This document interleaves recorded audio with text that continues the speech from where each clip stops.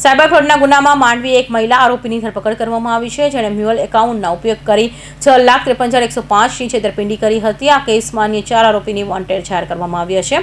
ધરપકડ કરાયેલી મહિલા આરોપી અઝીઝુન જિન્સા એઝાઝુદ્દીન હિરાઝુદ્દીન શેખ મૂળ વ્યારાના છે.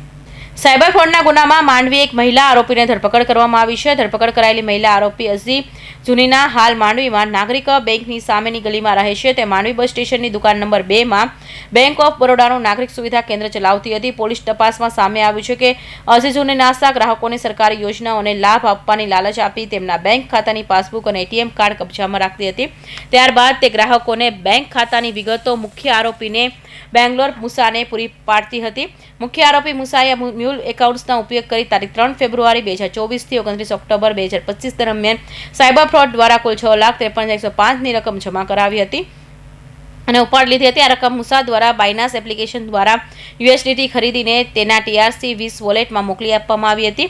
અઝીઝુની શાને આ કામ માટે કમિશન મળતું હતું અને સલમાન ખાને ફરીદા ખાન પઠાણ, મુદસબાની સલમાન ખાન પઠાણ અને અમીર ખાન ફરીદ ખાન પઠાણ પણ કમિશન આપવામાં આ કામમાં સંડોવાયેલા હતા. હાલમાં ધરપકડ કરાયેલા મહિલા આરોપીની વધુ પૂછપરછ ચાલી રહી છે અને અન્ય 4 વોન્ટેડ આરોપીઓને પકડવા માટે તપાસ હાથ ધરવામાં આવી છે. અમીરસિંહ ચૌહાણ, માંડવી.